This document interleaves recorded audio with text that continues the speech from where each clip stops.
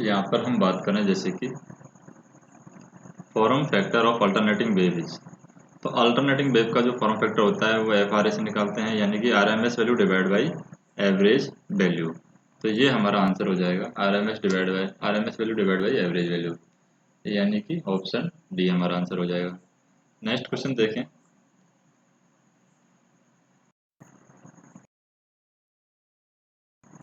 Question देखते हैं, इसमें क्या दिया हुआ है। A periodic train of rectangular pulse, a periodic train of rectangular pulse with a time period of 25 seconds has a pulse width of 9। तो यानी 25 सेकंड में यहाँ पर हमें निकालनी है। पल्स विड्थ कितनी दे रखी है, 9 सेकंड दे रखी है। आरएमएस वैल्यू हमें वेवफॉर्म की निकालनी है। तो आरएमएस वैल्यू कैसे निकालते हैं, आरएमएस वैल्यू अगर हमें निकालनी है तो इसका ये फार्मूला होगा। क्या फार्मूला होगा आरएमएस वैल्यू निकालने का, तो यहाँ पर आरएमएस वैल्यू निकालेंगे वो होगा x maximum T on divide by T की पावर हाफ।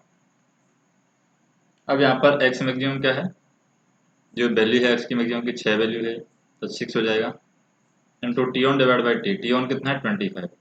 25 में से यानी 9 हमारा ऑन है तो ये आ जाएगा 9 डिवाइड बाई 14,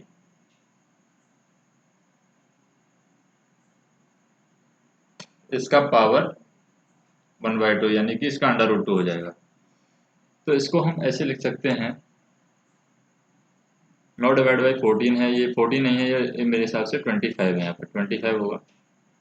तो इसका हम निकालेंगे तो 3/5 आएगा, यानी 6 इंटू 3/5, 18 डिवाइड बाई 5 यानी कि 3.6 हमारा आंसर आ जाएगा। तो 3.6 हमारा आंसर, तो ये यहाँ पर 25 है, क्योंकि टी ऑन जो पूरा टाइम दे रखा पीरियड दे रखा है ये 25 है यहाँ पर टोटल। टी ऑन ये ऑन समय के लिए है, ये ऑफ समय के लिए है, तो T on plus T of है वो दोनों इक्वलेंट होते हैं। तो उसके अकॉर्डिंग ही हम 25 कैलकुलेट करेंगे टी समय, जो टोटल टाइम है वो T on plus T of ये 25 है। जैसे हमें दे रखा है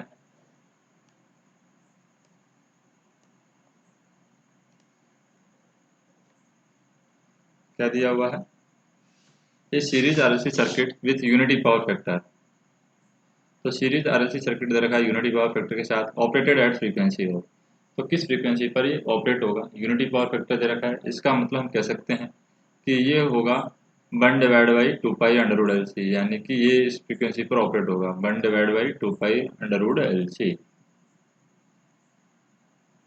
नेक्स्ट हम देखें, यूनिटी पावर फैक्टर पर है, ये रेजोनेंट फ्रीक्वेंसी पर होता है 1 divide 2 pi root L C, यहाँ पर 1 माइनस के 2 pi under root L C ये इस पर हो सकता है रेजोनेंस यूनिटी पावर फैक्टर पर सीरीज आर सर्किट के अंदर। नेक्स्ट हम देखें, RMS value of alternating currents given by equation I equal to 50 sine 314t minus 10 degree plus 30 sine 314t minus 20 degree. तो इसकी आरएमएस वैल्यू कैसे निकालेंगे, आरएमएस वैल्यू यहाँ पर निकालने के लिए हमें क्या करना होगा, इसको सॉल्व करना होगा। जैसे इसको सॉल्व करते हैं तो आरएमएस वैल्यू कैसे निकलेंगे, I R M S equal to under root, पहली वैल्यू कितनी है 50, तो 50/√2 का whole square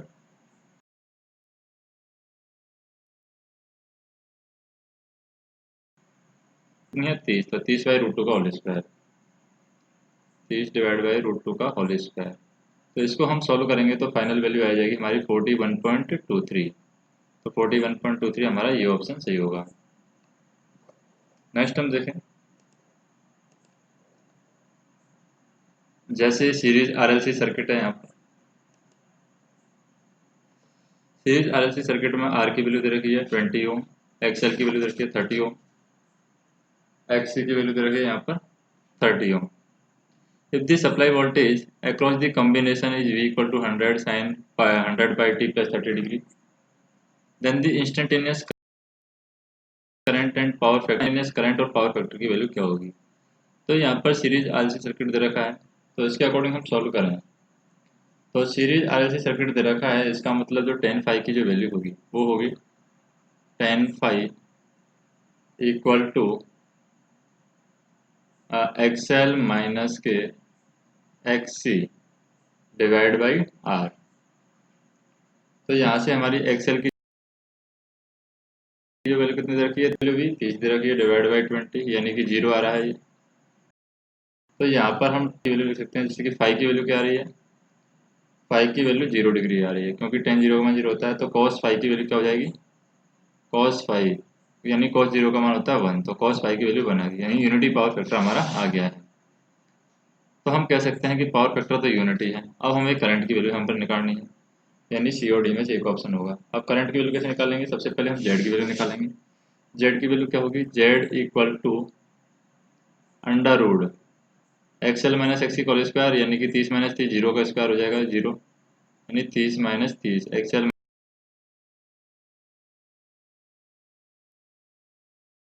minus XC whole square. तो इसके अकॉर्डिंग जेड की वैल्यू आ जाएगी सिर्फ 20।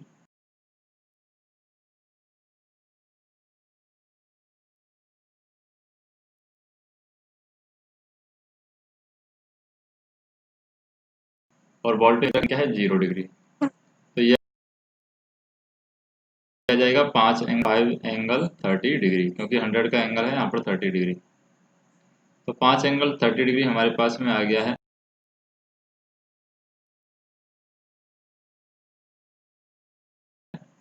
करेक्ट आंसर होगा। नेक्स्ट हम देखें, जैसे at series resonance circuit RLC circuit the impressed voltage is.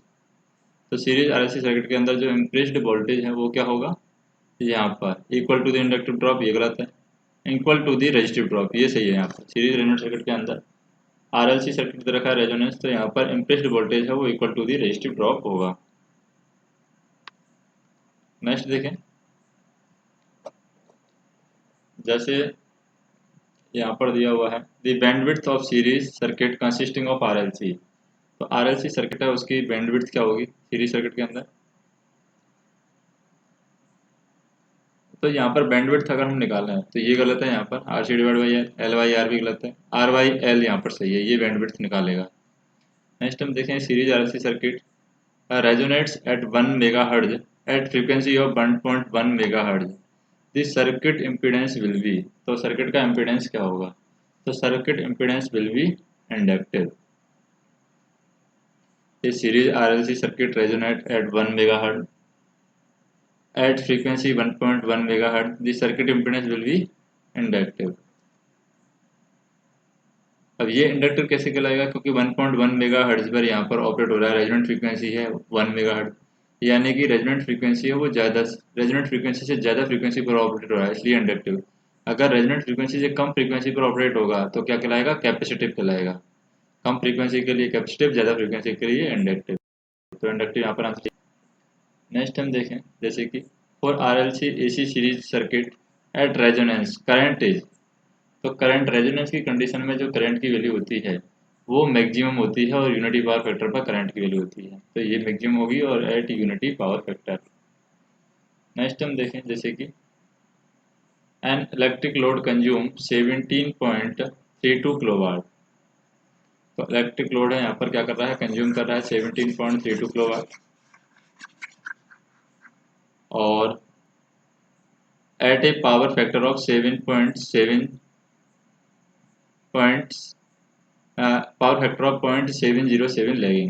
For changing the load power factor 0.866 lagging, the capacitor that can be connected in parallel with the load should be draw.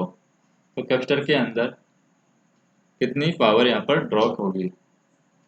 तो यहाँ पर हम इसको solve करें तो कैसे solve करेंगे इसको, सबसे पहले तो हमारे पास में जो QC है यानी जो रिएक्टिव पावर है वो होगी हमारी QC equal to active power into tan theta, यानी reactive power equal to active power tan theta. Tan theta यहाँ पर टेन, दो कंडीशन में हमें लैगिंग पावर फैक्टर दे रखा है। तो cos फाइव वन की वैल्यू यहाँ पर दे रखी है, cos फाइव वन, यानी पहली कंडीशन में पावर फैक्टर दे रखा है 0.707। इसका मतलब और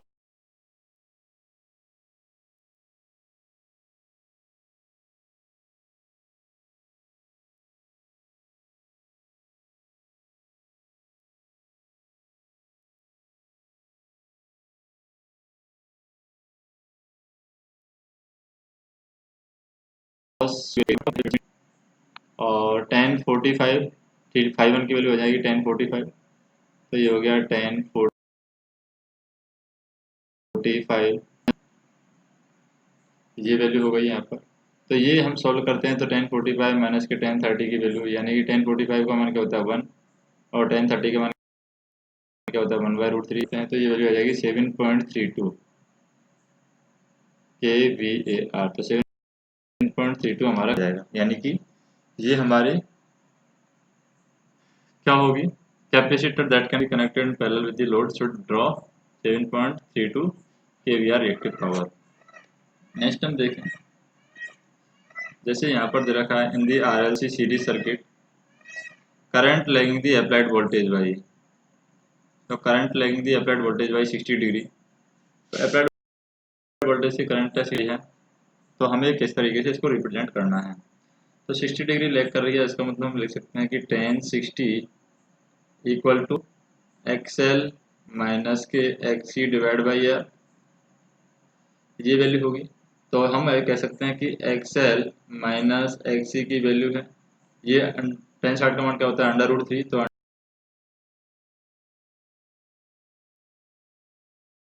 √। नेक्स्ट हम देखें अगला क्वेश्चन, जैसे two sinusoidal equation given,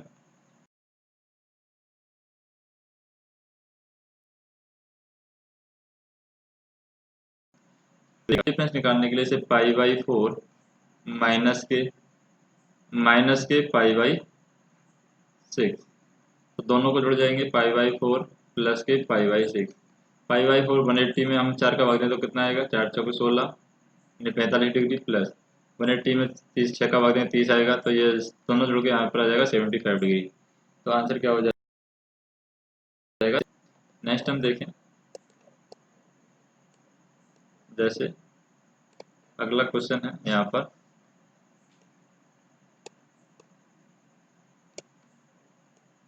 voltage across the various element are marked as shown in the figure, input voltage की वैल्यू क्या होगी। तो इनपुट वोल्टेज हम निकाल सकते हैं √3² प्लस के होल स्क्वायर, तो ये √3² प्लस के 4², तो √25 आ जाएगा, यानी 5 वैल्यू आ जाएगी, तो 5 वोल्ट होगा। तो यहाँ पर आंसर आ जाएगा हमारा कितना, 5 वोल्ट आंसर आ जाएगा। नेक्स्ट हम देखें अगला क्वेश्चन, जैसे कि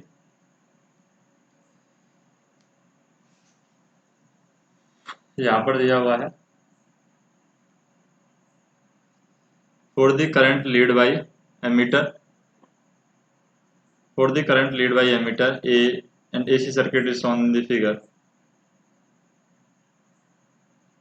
तो यहाँ पर हमें निकालना है कि एमीटर के द्वारा करंट कितनी रीड होगी। तो एमीटर सिर्फ RMS वैल्यू कैलकुलेट करेगा, तो RMS वैल्यू रीड करेगा, तो यहाँ पर हो जाएगा √3 का स्क्वायर प्लस ये क्या है 5 एम्पियर है, यहाँ पर 1 एम्पियर, तो 5 माइनस 1 का होल स्क्वायर, तो ये हो जाएगा 3² प्लस 4², यानी कि 5 एम्पियर करंट की वैल्यू आ जाएगी यहाँ पर 5 एम्पियर। नेक्स्ट हम देखें, in the RLC circuit susceptance is equal to the, तो ससेप्टेंस जो होती है वो 1 डिवाइड बाई क्या होती है RLC सर्किट के अंदर। ससेप्टेंस है यहाँ पर या तो 1/x होगी या x डिवाइड बाई Z² होगी। तो ससेप्टेंस हम निकाल लें यहाँ पर इन सीरीज RLC सर्किट।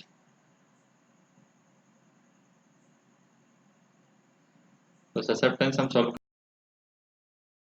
करते हैं, कैसे निकालेंगे, जैसे Z की वैल्यू होती है Z इक्वल टू प्लस के JX, लेकिन अगर हमें ससेप्टेंस निकालनी है यानी 1/Z इक्वल टू क्या निकालना है 1 डिवाइड बाई R प्लस के JX, Y इक्वल टू, इसको हम कंडक्टेंस या ससेप्टेंस भी बोल सकते हैं, तो ये हो जाएगी 1 divide by R plus J X into, इसका हम संयुग्म से गुणा करेंगे तो ये हो जाएगा R minus k j X divide by R minus k j x. तो इसके अकॉर्डिंग जो वैल्यू आ जाएगी यहाँ पर ये आ जाएगी R minus k j X divide by R square plus k X square, क्योंकि बी स्क्वायर होता है और जे और जे को मल्टीप्लाई करेंगे तो माइनस का वन हो जाता है, इसके अकॉर्डिंग एक्स स्क्वायर हो जाएगा। ये अलग अलग डिवाइड करेंगे, ये तो हमारी हो जाएगी कंडक्टेंस।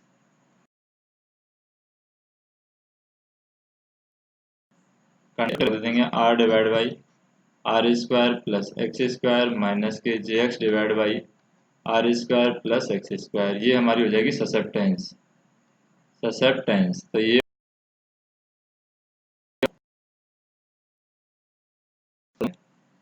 नेक्स्ट हम देखें, जैसे ए सीरीज रेजोनेंट सर्किट इम्प्लाइज, तो सीरीज रेजोनेंट सर्किट के अंदर क्या होगा, तो सीरीज रेजोनेंट सर्किट के अंदर पावर फैक्टर है किस टाइप का होता है,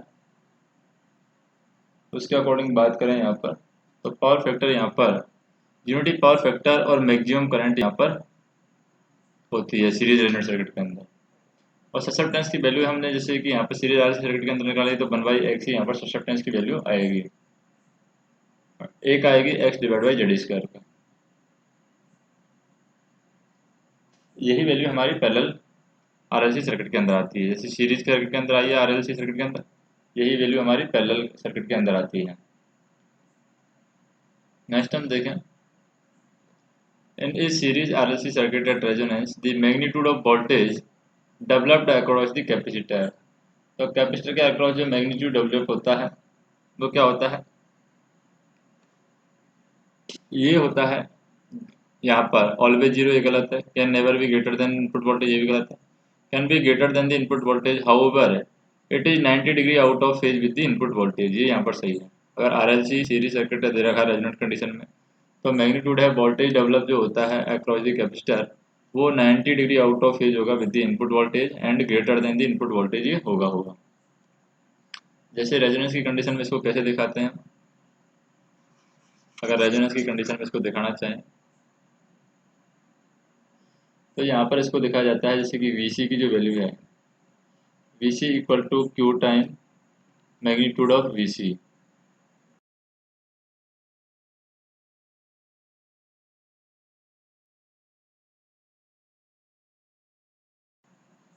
तो यहाँ पर जैसे कि Vc है कैपेसिटर वोल्टेज,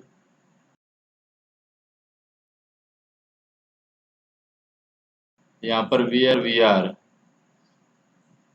और यहाँ पर वी एस होगा,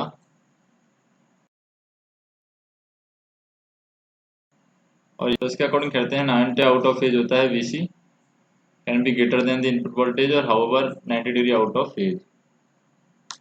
जैसे हम बात करें, जैसे यहाँ पर एक क्वेश्चन बात की सीरीज और मैक्सिमम करंट कैसे होती है, क्योंकि रेजोनेंट कंडीशन के अंदर जो फ्रीक्वेंसी होती है ओमेगा की वैल्यू होती है वो होती है ओमेगा नॉट इक्वल टू 1। अब यहाँ पर इम्पीडेंस की वैल्यू होती है वो होती है अंडर रूट में R square plus XL minus XC का स्क्वायर। अब एक्सएल और एक्सी बराबर होते हैं तो जेड की वैल्यू किसके इक्वलेंट हो जाती है, आर के इक्वलेंट। तो यहाँ पर हम कह सकते हैं यूनिटी पावर फैक्टर होगा तो करंट क्या होगी, मैक्सिमम होगी। नेक्स्ट हम देखें,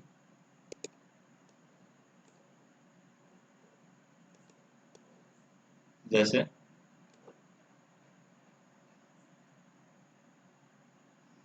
ये दो क्वेश्चन और बचे हैं यहाँ पर, फिर हम टू पोर्ट नेटवर्क है वो नेक्स्ट वीडियो में देखेंगे।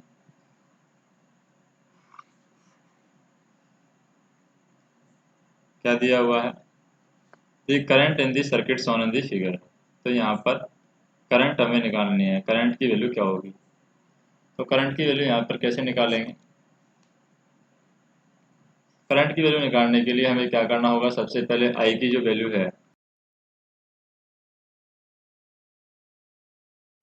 वो, क्योंकि एक्सएल और एक्सी हैं बराबर हैं, यहाँ पर प्लस माइनस अपोजिट पोलरिटी से कैंसिल आउट हो जाएंगे, क्योंकि रेजोनेंट कंडीशन में जो VC की वैल्यू है वो माइनस के VL के इक्वलेंट है, तो करंट की वैल्यू यहाँ पर आ जाएगी डायरेक्टली 5 एम्पियर। तो ये आ गया हमारा आंसर 5 एम्पियर। हम देखें a circuit with a resistor, inductor and capacitor in series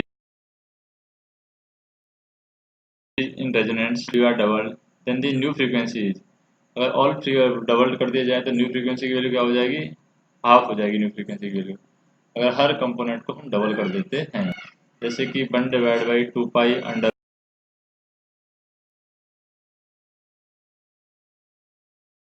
root LC होता है, यानी कि 1/2, और पहले जो थी वही आ जाएगी फ्रीक्वेंसी 1/2 पाई LC अंडर रूट में, जो फ्रीक्वेंसी थी एफ इनपुट आउटपुट उसमें 2 का भाग दे देंगे, वही हमारा आंसर होगा।